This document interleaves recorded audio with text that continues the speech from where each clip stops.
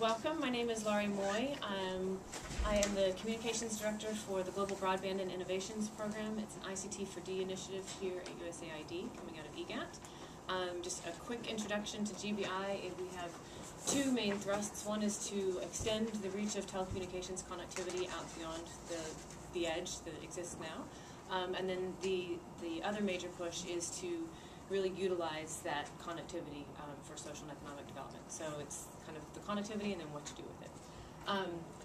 As a part of our mandate, we work to try to help provide more context on how to efficiently use ICTs and what works and what doesn't. So that's kind of how these tech talks came about.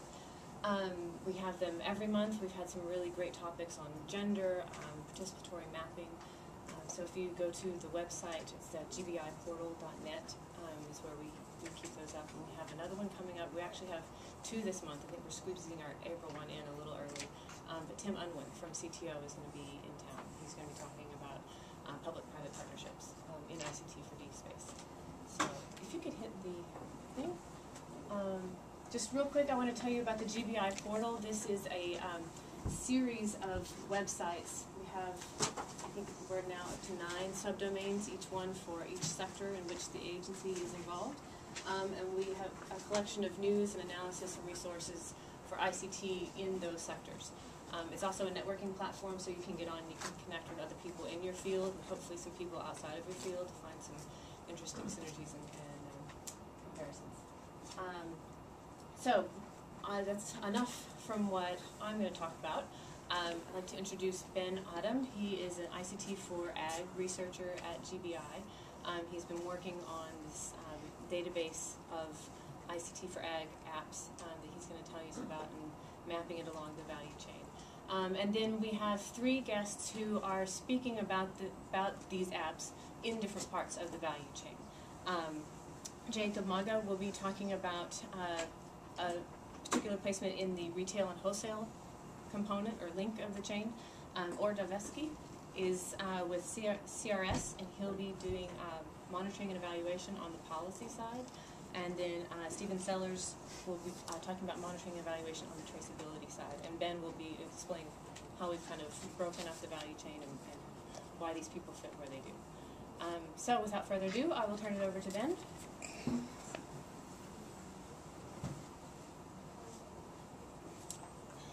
Thank you. Good afternoon for coming. Okay, if you can switch on to the next slide. My name is Ben Addom, Research Associate at GBI. Next slide. So I have 3 things to do, then I'll hand over to the experts. The first thing is to tell you about why we decided to do what we are coming to do today. Take off next. And then I'll tell you what we are doing, and then the next one is what next from today. Okay. So let's look at this code, and let me see those who agree and those who disagree. So it's saying that right now, let's go back. Right now, there's a digital revolution, but the smallholder farmers are not benefiting. Do we agree or we disagree? Agree. Agree. Okay. Okay, we'll see. Let's go to the next one. Next. Okay, so I will start by telling you my own experience. I was a smallholder farmer in Ghana some time back. And what crop? Oh, all kinds of crops. You know, from food crops to cash crop, everything. You know, smallholder farmers, they go into everything. So I was part of that. And I was in that situation where you get to the farm and discover a disease or pest infestation on the field, on your crops, and you don't know what to do. You have no idea about what's happening. Access to technical officers, as we used to call them, or extension agents, was not available. You find it difficult. You see them once in a while with motorbikes, you know, in the village, but it takes you weeks or months to be able to get them to your field. So the following day you go, the same problem, the whole week, and by the end of the season, your crop is destroyed. All that you can do is, if you have another farmer with the same experience, you can share your local knowledge about how to tackle it. But without that, there's nothing you could do. Then I moved on to school and I became an agricultural extension officer. I worked within the public sector with the Ministry of Agric in Ghana. So I thought I was going to solve the problem of local farmers. But when I got in, I realized that it was too much for one extension officer to reach a number of farmers at one particular time. In addition to that, we have all kinds of administrative issues in terms of registration of farmers, data collection, reporting back to the office to let them know what's happening, feedback, and all kinds of things. So the technical advice to the farmers, you spend less than 20 to 30% of your time with the farmers. And then I moved to private sector extension. So I work with commodity-specific value chain. And what we did over there is to finance the production of these commodities. So we put in issues like preparing the land for the farmer, providing the inputs, fertilizer, chemicals, and everything, give technical advice on the field, and then supervise the whole production, buy the produce back from the farmer, give the profit to him or her. But another big challenge over there, even though at that time the price was guaranteed for the farmers because we predetermined the price before going into the production. But the challenge for the field staff, those of us who were on the field, was that we need to go through the normal process of registering all these farmers, the inputs that we are giving them, take note of them, to be able to compile all this so that when it's time for deduction at the purchasing time, we can do the right deduction and pay the farmer at the right time. But because of the communication challenges in all these things, there were a lot of problems on the field. Okay, the next slide. Then I became interested in ICTs, communication technologies. So how do we use technologies to facilitate this process? So I came in here with my graduate program and I've been studying this to see what kind. But what we have realized at GBI, where I'm working now, is there is this bewildering state of ICT for us, solutions. There's so much going on at the same time that we are finding it difficult to put it together and agree that this is, what we have to do to help the small-scale farmer. I want to acknowledge some of the great things that are being done in this area. The World Bank especially released e-source book. Most of us might have come across it. And they documented so many case studies about how these ICT solutions are helping, in developing nations across the world. Just about 2 weeks ago, they released another report about mobile apps for agriculture and rural development. And in those ones, they documented, they did case studies, deep analysis. The FASET project has excellent brief papers, on these ICT applications that you can go to it and get, specific information on some of these solutions. If you go to CTA, especially ICT update, they have updates on these things. If you go to IICD, FARA network, they all have. But the challenge is, how do we make this, put it together, aggregate it, and make it dynamic, so that they don't come and go. Reports will come and go, and when you are looking for it, it takes so much time to get it. So how do we do it? The next one. So then the next issue that brought us to think about, this initiative is, we have seen that value chain projects, especially commodity-based value chain projects, like they are a bit distant from food security projects. They don't so much integrate ICTs.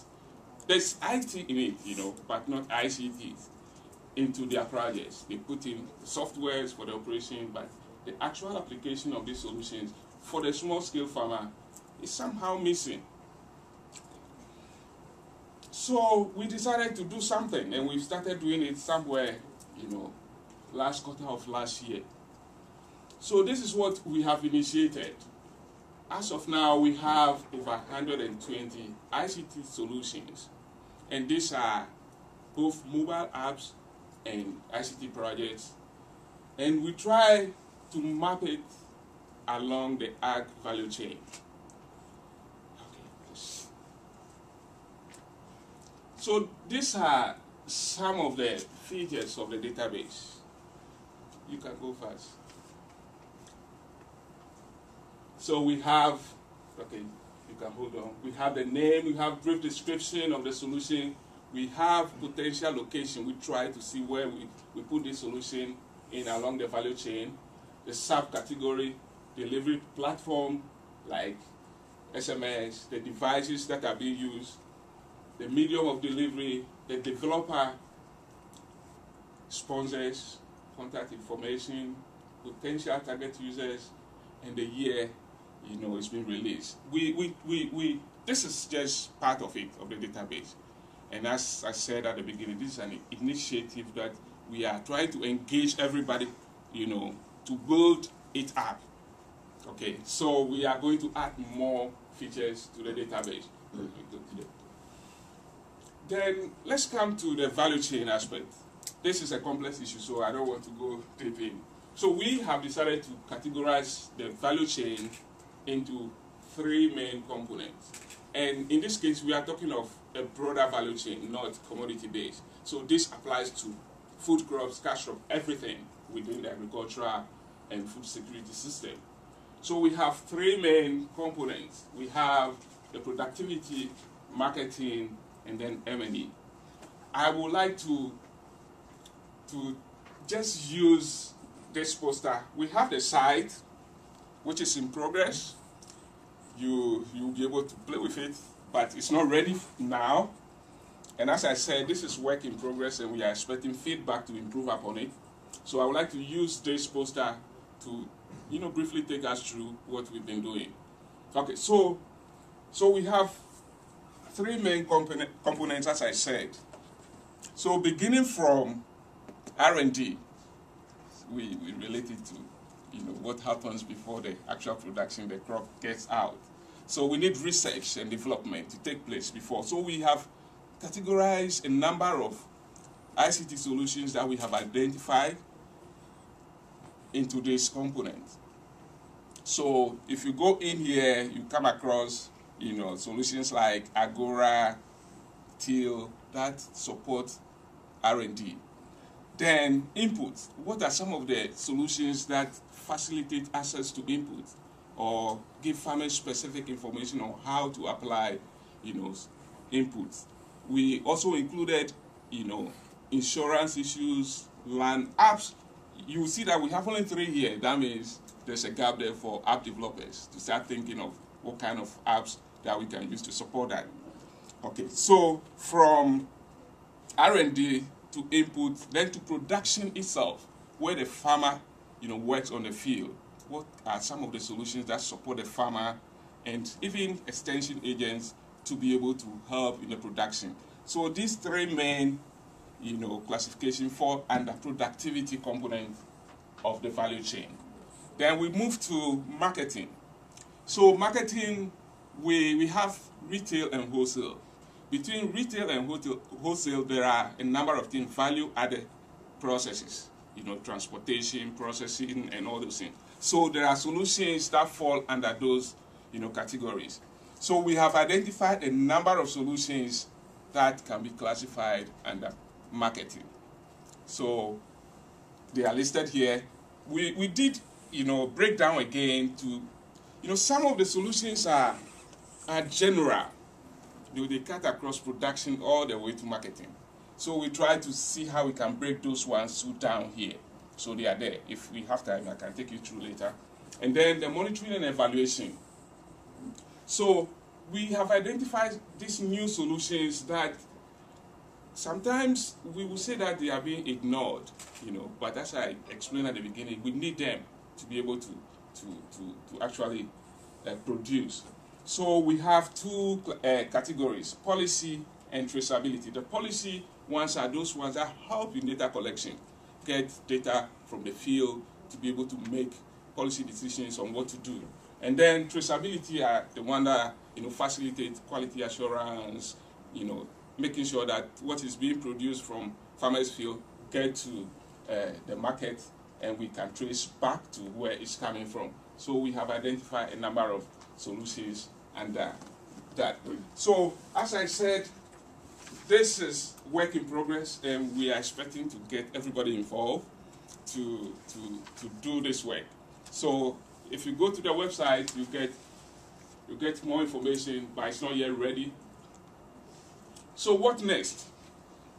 So we are expecting feedback from everybody. We are hoping to add more solutions to this, and then we want to keep it dynamic. We don't want to just release this and leave it, to go. We want to keep it updated, and Magda will say, one of our staff will tell you, a living document. We want to make it a living document that will remain updated all the time. Then, again, we want to get feedback from developers, implementers, users, to be able to keep it as we expected. And then we are expecting to do deeper case studies of some of them for people who may be interested in. And some of the areas that we are looking at is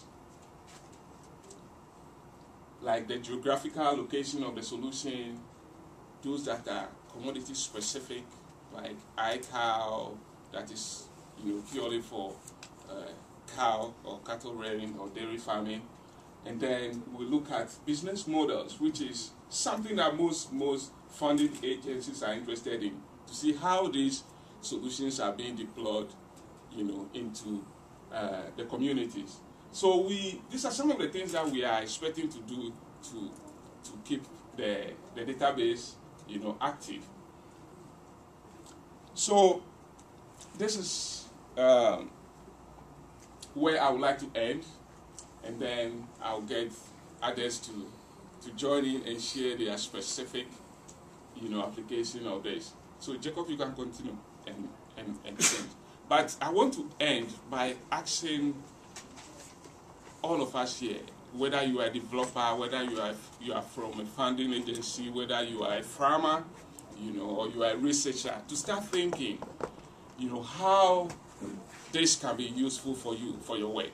Because during the Q&A time, we would like to hear what, as a funding agency, as an implementer, how do you think, as a developer, how do you think this database, can be used for your work? And then, so, to sum it up, the quote that I brought up at the beginning, Bill Gates ended, and said, it's because the World Food Program, the FAO, the big, donors are not focused, they are not coordinated. That is why, even though there's this digital revolution, small-scale farmers are not benefiting. So I want to end by saying that those of us who are in ICT for ag area, we need to coordinate our activities, and that is the purpose of this initiative, so that it can benefit the small-scale farmer. Thank you.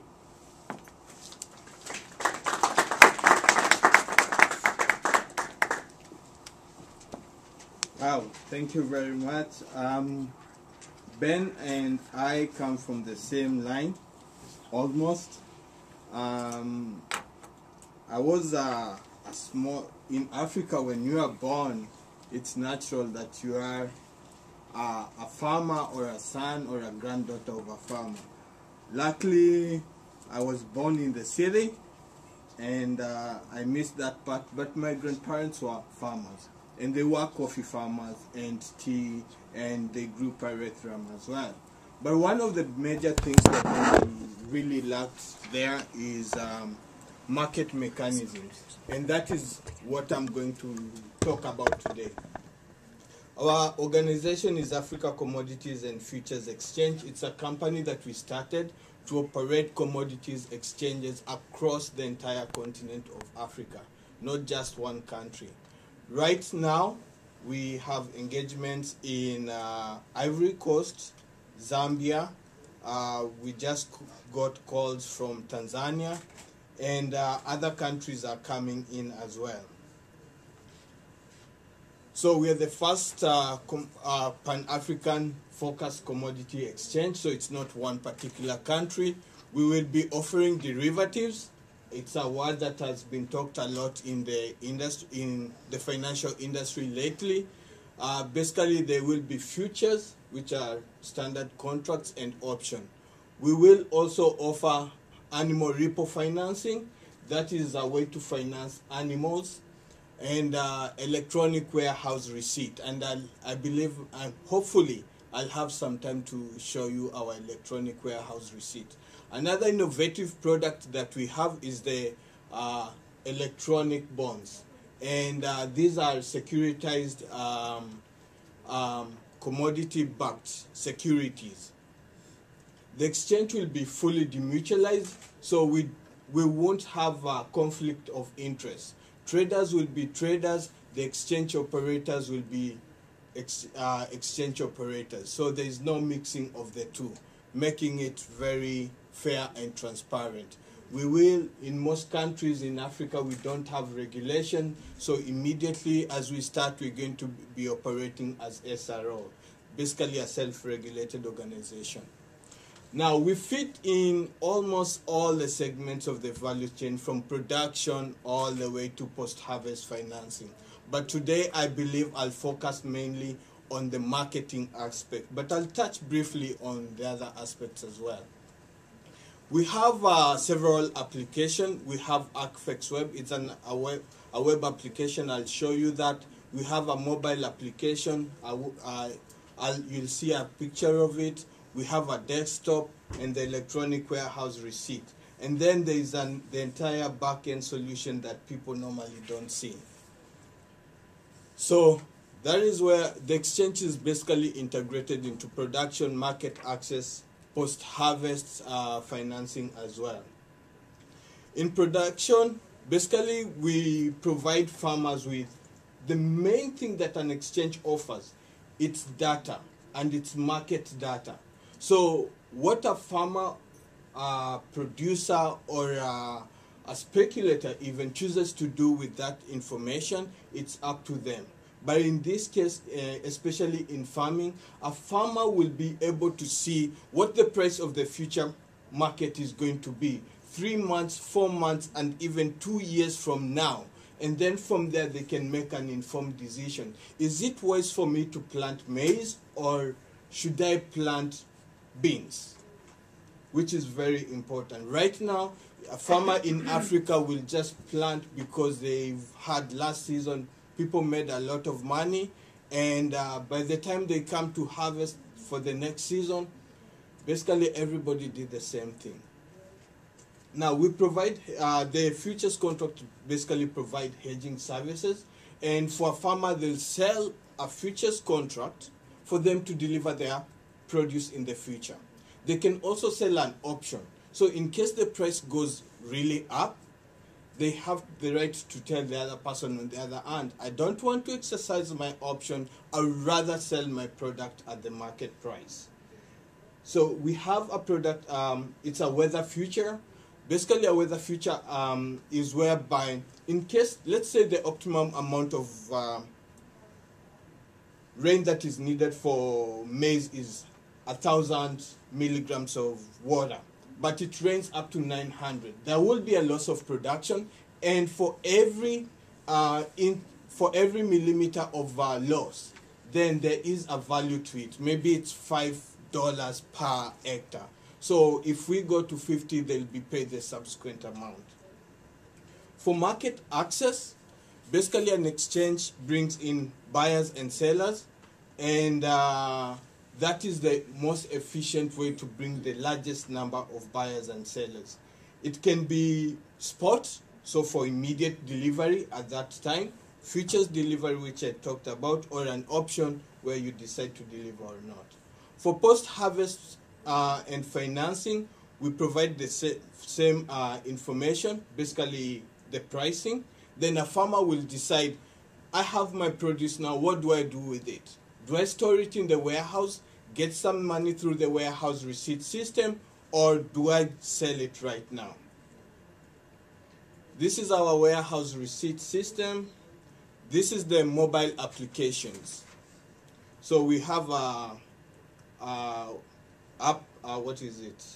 iPhone, and then Android and Windows. This is the trading platform, and it's accessible from anywhere where there's internet.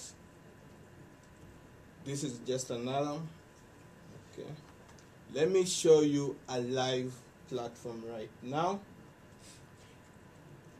This is live the price of cocoa right this minute in New York. Basically, this is an ICE product, so International Commodity Exchange. So that is the real price that is trading in the pit in New York right now. If a person wanted to buy, they just basically click buy or sell. And it's that simple. They enter the amount, and they can define what kind of pricing that they want to pay. Is it a limit price? And what amount that they want to buy. This platform is multi-currency, so it can accommodate any currency that is there. And we have an application behind it which can convert like here, the pricing is quoted in US dollars, but we can convert this into any currency, euros, Kenya shilling, Tanzania shillings, and so on. And we also have you can trade other currencies in case you are selling to the international market. Now, I want to show you the warehouse receipt system. It's an online application as well. It can be accessed from anywhere. So for you to add a warehouse receipt, you just basically click add. And here it shows you the issuing warehouse, the person who is issuing, and then it generates a unique warehouse receipt number. For every country, for every region, it has its own codes. And for a farmer, let's say we have a farmer here. So we pick one, and basically we can say we want to issue cocoa today, right? And then it gives you the grades that you can choose. So let's say 2, and it's GBI best, right? Then in case we are testing, we can say whichever weight we are testing on. And then let me just go through this really quick. This is just data that a person uses for their grading. So you choose if you want bushels, let's use metric tons. It's, let's say 100,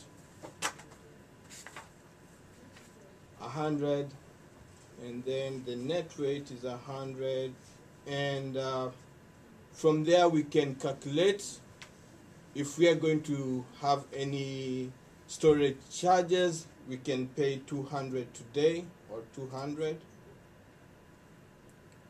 Then we calculate, then that's it. If it's a fair trade product, we're going to say it's fair trade. If it's organic, and who issued the warehouse receipt, right? From there, you go up and activate it and save it. It's gone to the farmer's account.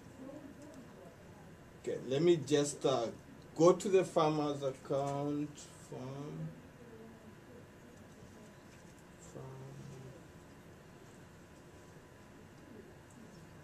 Okay, today's date. I believe we issued this one. So here. This is the receipt that was issued to the farmer, right? So from here it can be transferred on to another person, to the bank, and so forth and so forth. So I think I'll leave it there. When we have time for discussion, we'll come back to it. Is this linked into a financial system as well for payments? Yes. it is linked to a financial solution, and the bank, it has a clearing platform. So for the clearing, it's basically the banks guarantee the payment. So when you say you're buying a certain product, you're really assured you're buying it, and the exchange the exchange clearinghouse guarantees that you're going to get the product that is stated.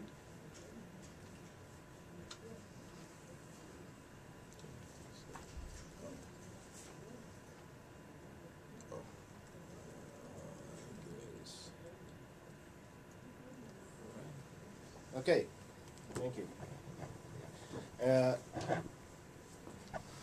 You talked about the platform that provides, a type of financial system for the farmers to use. Now, how do these farmers getting seeds to plant? And my name is Esc Adapter. I'm a solution architect from Catholic Relief Services. One of the activities we're doing in the field, giving farmers seeds, and by giving the farmer seeds, we're using a seed fair approach, and each farmer will receive a voucher, and they're gonna go into the seed fair, and they're gonna get seeds, and vendors will get paid based on the vouchers that they collect from the beneficiaries of farmers. The paper vouchers? Yes. So one of the things that we've been doing these seed fairs for years already, and what we was trying to do with ICT4D technology is, number one, is to reduce the time it takes to prepare for the seed fair, reduce the time to actually process the farmers and process all the information from the paper base, because it was taking a lot of time. I personally participated in one of the paper-based seed fairs, and it took literally about 4 hours to check in all the beneficiaries into the seed fair. And these are some of the pictures I was taking while I was in Central African Republic. So what we did, we had total of 23 seed fairs of 10,000 beneficiaries using a paper-based approach.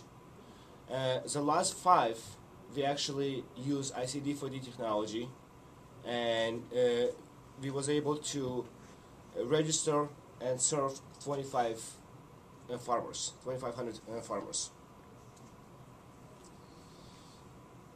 So normal process was paper.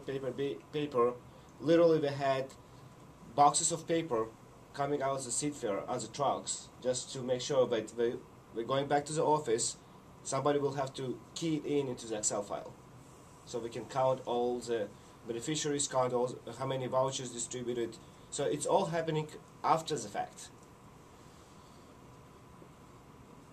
Because of the limited time, I'm not going to go through a business process that we produce during the seed fairs. This is a nice picture from seed fair prior to use ICT4D technology. And this is a picture I'm taking when we actually use ICT4D technology. And what we used is iPad device with a barcode scanner. And we use iPhone application to record and register and process all the vouchers into the system.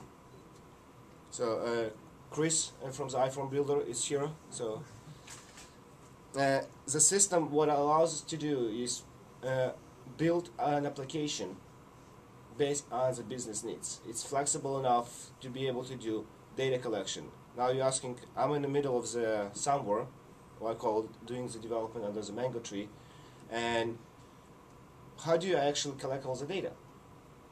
This platform allows us to operate in offline mode. So we don't need to have a connectivity when we actually registering beneficiaries, registering vendors, processing the vouchers into the system. We can do it all offline.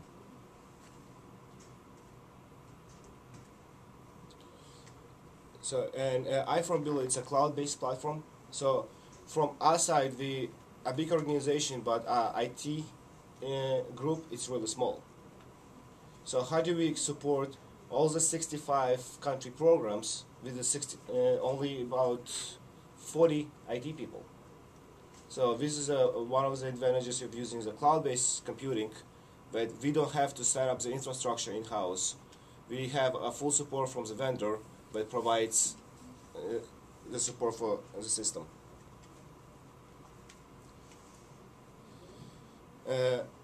So the information, what was done is, prior to the seed fair, we had a field agents would go to each village and register beneficiaries.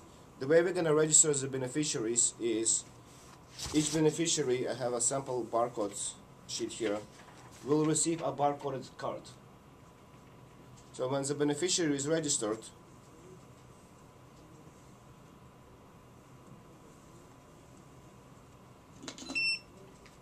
we're going to scan the barcode of the card, we're going to give it to beneficiary. We also is going to take a picture of the beneficiary. So when the beneficiary comes to the seed fair, we scan his card, we actually can confirm that this is a beneficiary we register. So we have visual confirmation, because in a lot of seed fairs we had people that register as a female, but the person who's giving the card, it's a male. It's like something not right here. So we also try to prevent any frauds when we're giving these vouchers. Also, when the beneficiary checked into the seed fair, he was giving a voucher. Each voucher had a barcode associated with it. So we'll be able to scan the beneficiary to the seed fair and relate to what voucher he received. So when the vendors comes to check out, we know what beneficiary, how much money, how much voucher value is spent in each individual vendor, and it's all recorded in the device. So after the seed fair is over, we can go to a location where we have a Wi-Fi or internet connectivity, sync the data into the cloud, and we have a real-time dashboard that produces information based on specific seed fair. Are the vouchers worth a certain amount of money? Yes. And so what if the customer, the farmer, doesn't use all that money or wants to spend So we know when we checking out the beneficiary, because we had also a check-in process and check-out process. We know how much actually is spent. We're also providing ad hoc survey functionality. So we had field agents during the seed fair going around just doing a sampling survey of the beneficiaries, and it's also a real-time information that a country manager was able to get without actually being at the seed fair. So here are some of the estimates we was able to do. Was paper-based approach versus digital. You see we had a lot of time reduction in entry, validation, in data cleaning. And if we're talking about the dollars or the value, how much we was able to save substantial amount per seed fair.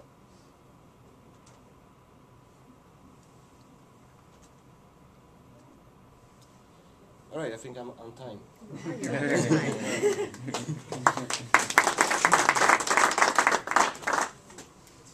Can one of you drive for me?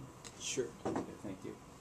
So thanks so much. Excuse me, my name is Steve Sellers, and as Ben said, I'm from SourceTrace Systems. SourceTrace is a technology company. We build ICT solutions that focus on remote data capture. We started doing this in the agricultural space in about 2006. Since then, we've moved into financial services, microfinance, microinsurance, financial inclusion, remote banking, money transfers. We're involved in all those sectors. But we've always kept our focus on the needs of small family farmers in rural areas in developing economies. Today I'll talk a little bit about our own ICT solutions for enabling traceability, which is the focus today. This is our system. I'm going to explain to you how our system attacks some of the problems of traceability. Certainly, as we've heard and as we've seen, there are a lot of other systems out there, so I'm just going to tell you about how ours works. To the next one, please. As I said, we are a technology company. We have a couple patents on different kinds of software solutions that we use. One of them, especially the ESC Designer, I'll talk to you about in just a minute. Go on to the next one, please. Just bring it all up. Bring it all We're able to do this because the ESE is very sophisticated technology that, although we've been doing this since 2006, we actually acquired another company that's been doing this for a little bit over a decade. My partner and co-founder, our CTO, is a PhD from MIT, and he essentially invented this while he was at MIT, this basic core solution, and it was voted, one of the 100 most important innovations that came out of the first 100 years of MIT. But it's designed specifically with the constraints of working in remote rural environments in mind. Next slide, please.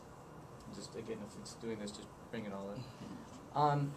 There are 4 primary components of the ESE solution. The ESE remote, which is kind of like what Orr was just talking about, which captures data.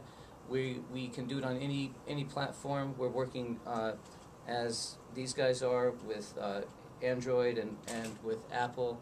We also work on netbooks. We do a lot of deployments with point-of-sale devices that have biometric readers and smart card readers, and work as cell phones because they have SIM chips in them. We're essentially platform agnostic. We can work with any hardware platform. We don't develop any hardware ourselves. We don't partner with any hardware companies ourselves. So we try to find the best hardware solution to meet the needs of our customer. Second, the ESE server basically takes all of that data and munges it and then delivers it into whatever back office system our partner is using. Anything from Excel to the most sophisticated core banking system or the most sophisticated ERP, like, for example, SAP. Next, there's the Esc Adapter. This is a tool that we built that allows us to create whole networks or payment systems, essentially creating our whole entire ecosystems for payment. We can use this to bolt onto, say, any vendor, a cell phone provider, utilities, anything that'll so that someone who's using the ESE system to pay off a microfinance loan, for example, can also use it to pay his or her cell phone bill or utility bill, and can do this not just at the microfinance headquarters, but say at a filling station or where a tortilla seller is going to get natural gas so that she can make her tortillas, or at a pharmacy. And then the ESE Designer, the 4th piece. This is our most innovative tool. We have a patent on this. It allows us to customize our application to meet the needs of any customer, and to do this in a matter of days instead of the normal months of programming time that it takes. This allows us to be very flexible in terms of meeting the needs of specific kinds of agricultural customers or specific kinds of business customers. Next, please. Again, you can just do it all. This is a high-level architecture slide. I've left some copies of my presentation on the table outside. This slide is in there, but you can see the 4 components: the ESE remote for data capture, the ESE server for munging that data into useful information, delivered to any back office system. That could easily say Excel there, it could say any of the standard core banking systems, and then the ESE Designer, which again allows us to shape the application to the needs of the particular commodity that we're working with, particular kind of farm, or a set of commodities. Next, please. I'll just, again, bring it all up. In agriculture, we have 3 primary modules in our ag suite: Traceability Module, Ag Processing Module, and Certification Module. Really, each of these is dealing directly with traceability, either with different links in a specific kind of value chain or with different value chains altogether. If a farm wants to monitor what's happening with the crop from the time it leaves the farm gate to the time it gets in a container on a boat, we can do that. If they want to monitor compliance with one of the value-add certification systems, we've mentioned fair trade, organic, choose one, UTSCAPE, Rainforest Alliance. We can adapt our modules to demonstrate certification with different compliance systems so that the farmer ends up getting more money at the end of the day. Next, please. The traceability module, this allows cooperatives, individual farms, ag export companies to track any crop. I mentioned our ESE Designer. We can use the designer to modify the application so that it meets the specific needs of a particular crop. And as I said, for example, with coffee, we can monitor and track the commodity from the farm gate through drying, through processing in the guardiola, and then right up until the time it gets put into a container for shipment. We do have a module that we call the Traceability Module specifically. I think I just talked about this, so just take a quick look at this, and let's go on to the next slide, please. What we call our ag industrial module is, again, this the module that we use for monitoring crops that need to be processed. I mentioned coffee. In Latin America, coffee is put out to dry. It's actually initially husked to get the red cherry off, the outer part of the red cherry off. Then it's dried to get the parchment off. Then it goes through the guardiola for drying before it's essentially stable to be put on a ship. We can track that particular coffee bean or sacks of beans as they're going through that module. Next, please. I've included just one slide to give you a sense of what our interface looks like. I've actually got one of the versions that we built for an agricultural company running on my phone right here, and later on, if you guys are interested in playing around with it, especially if you speak Spanish, you can take a look at this. This is the only one that I've included, but I just wanted to give you a sense of how easy it is for us to modify the different fields to meet the needs of specific farms, specific cooperatives, specific ag export companies, even ag export companies that might be dealing with cashews or cocoa or cotton or mangoes or bananas or coffee. Any crop, we can modify our system and tailor to the needs of that company or the specific crop. Just briefly, as I mentioned on the certification module, it doesn't matter whether it's Starbucks, Cafe Practices, or organic or fair trade. The idea is to deliver more value back to the farmers. I used to work in fair trade myself, so I'm very familiar with this system. Again, if you can demonstrate compliance, the farmer can get an extra nickel per pound, an extra dime per pound, depending on the specific commodity. Cooperatives have always been interested in this. Big ag export firms like Ecom are getting much more interested in this as well because it helps to guarantee loyalty among their own suppliers. So there's a big demand for this at this point. Just one last module that I haven't mentioned yet is we have a GPS-based fleet tracking module.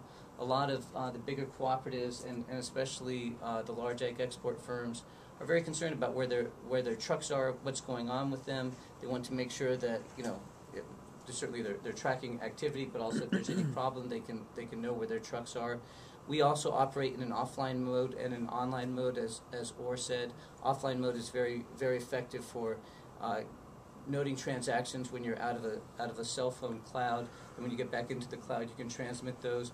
GPS, of course, works when you're in online mode. But even if a truck goes out of a cell phone area, an area of cell phone coverage, and then comes back in, we can immediately pick that truck up again. We also have an application that's integrated into Google Maps that allows someone sitting back at the headquarters of a cooperative, for example, to see where particular transactions are taking place or where a particular truck is that might be collecting a commodity, and to click on the icon for that truck and see what's happened in the past hour, what purchases have been made, or in the last day, or in the last week, or in the last month.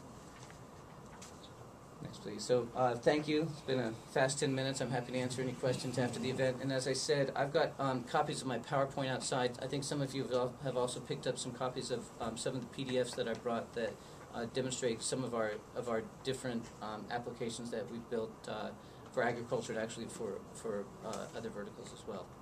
Thanks so much.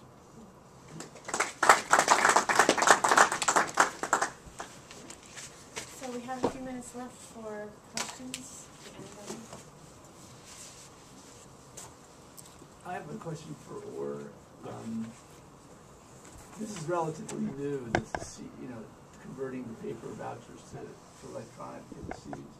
Are there any plans to move into other Catholic Relief Services programs, like, for instance, Food for Peace voucher programs that are in Africa and use this electronic system? Actually, yes. And one of the criteria when we're looking for any solution is, can we scale the solution?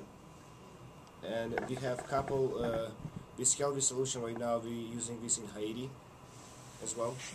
And we're planning to extend it to our programs as we start building on top of it. You have a question? For Ben, First of all, thank you to all the presentations. I have questions for each and every single one of you. But I'll start with Ben. Fantastic. All of them sorted by marketing, by productivity, and by M&E. Does mobile finance fit in there? And where? Okay. Yeah, so as I said, if you look at the value chain framework, everybody has his or her own framework. But what we have devised, the financing is part of input. You are investing into the farmer. Okay. So it should be in, and you represent production. it in your database just as a concept, because from country to country, it's a different platform. Yeah.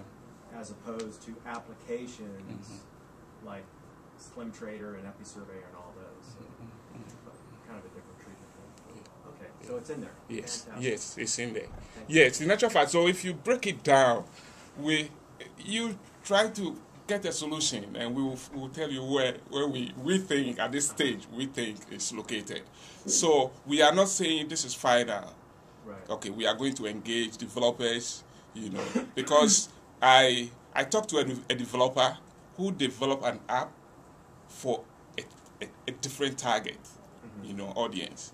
And then after discussing with him, he realized that, this can be used for this other reason, So when we meet with the developers, we'll be able to, okay, we think it can be used for this, but you think, so probably we'll cut it across. So this is not final, but it's a framework that we have initiated. And then just a quick question for Jacob. What is, just for my own edification, what is the ownership structure, and where did the initial seed financing come from for you to design the very robust looking platform that you have? The ownership structure right now, we are a private company, but as soon as traders come on, we're going to go public basically. For all the financing, basically, it's out of pocket.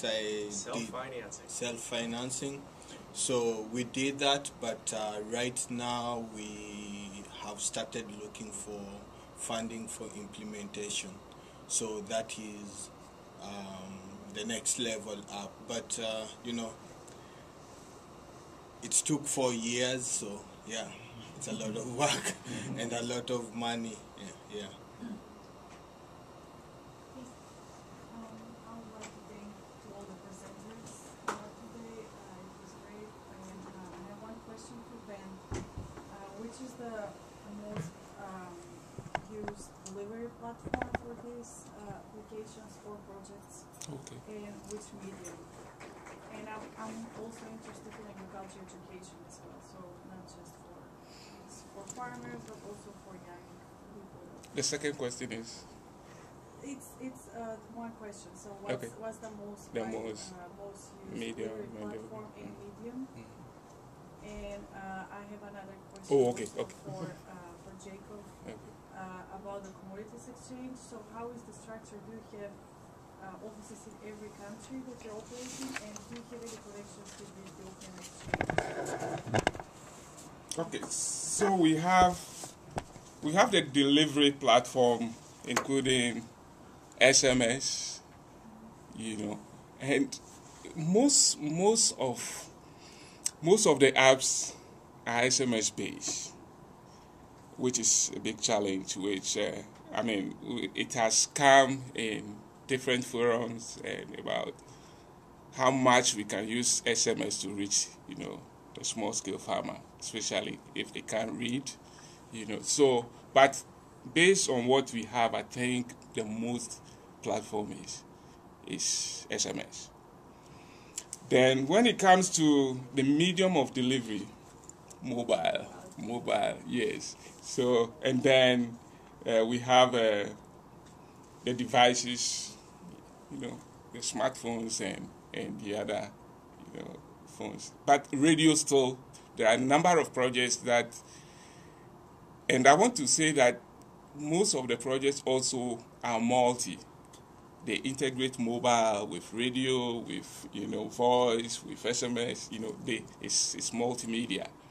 So that's another area that we need to work on to see how we can actually break these things down. Because when I look at the World Bank reports that I referred to at the beginning, the recent one, they also had this breakdown, of mobile apps. In actual fact, they refer to it as mobile apps. But when you go into case by case, you see that some of them are actual projects, but they are defining mobile apps in a different way.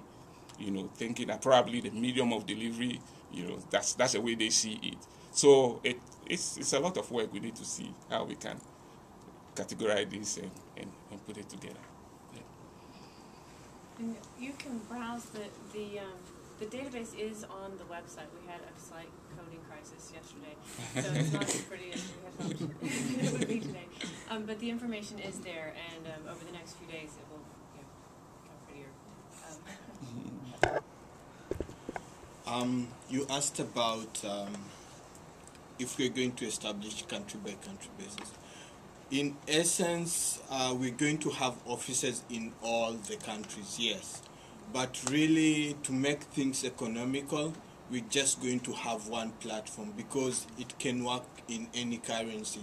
If you take a look at other exchanges, it costs, like for Ethiopia, they had $23 million of funding. So we have 54 countries in Africa. Imagine that kind of funding that we'll need. So for us, it's one platform, but it's applicable to all the countries, and each country we're going to have an office there. For instance, we have an office in Zambia already, and in Ivory Coast. In Ivory Coast, we are working with the OCPV, which is a government agency, basically. And the main reason that we'll have offices in each country, it's because each country wants to have their own thing, but everything will be connected. And the leaders of Africa said, they are going to reduce the barriers of trade, so we see this as an opportunity. Eventually, we're just going to have one exchange across the continent. Actually, I have a question. May I ask you a question too? Jacob, I think this is a very interesting project, and it seems to be addressing a lot of issues that we've thought about for a long time. I'm specifically interested, you had mentioned that this is an attempt to sort of level the competitive playing field for small farmers by getting more information back to small farmers about pricing and how futures are priced and that sort of thing. I have a whole bunch of questions about that, but let me just ask the most basic one. What is the medium for getting the information to farmers? How will you be able to communicate that to farmers? Now, let me say one thing. Farmers normally, they are not regular traders, so they'll come to the market once in maybe 3 months or so, right, to hedge their position. So at that time, they'll need internet connectivity, right, because they need to do real-time trading. But it's not really them who are going to do it, it's their brokers, right? Now, for information like pricing, if I want to know the pricing right now, we have an application where you can just send in a text message. It sends you back the price right now, the price yesterday, and the highest price it has been and the lowest. So if I'm a cocoa farmer in Ivory Coast and I have access to a cell phone, I can just send it in a message. You guys will send me back that information? Absolutely. That's in great. Real time. That's Yeah.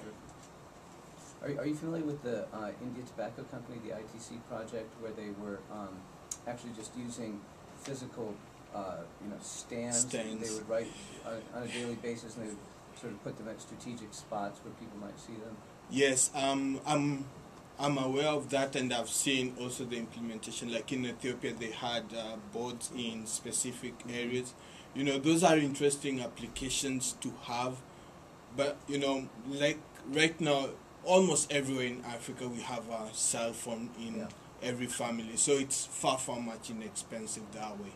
And, you don't have to travel to a central place to get the information. And how are you letting these farmers know where to text to get the information? Now, like in Zambia, we have an MOU with the Zambia Farmers Union. So we're going to use them to disseminate the information. And this one is going to be a permanent number that you know, we once we start the capacity building exercises, they'll have that information. In Ivory Coast, it's OCPV, and you know, we'll supply that. Also, the other thing that we'll be doing is working with the media companies, for instance, especially radio, because radio is king in Africa. Every maybe top of the hour, we disseminate information to them, and most likely we are going to be paying for that, but I think it will be a worthwhile cost for us to do.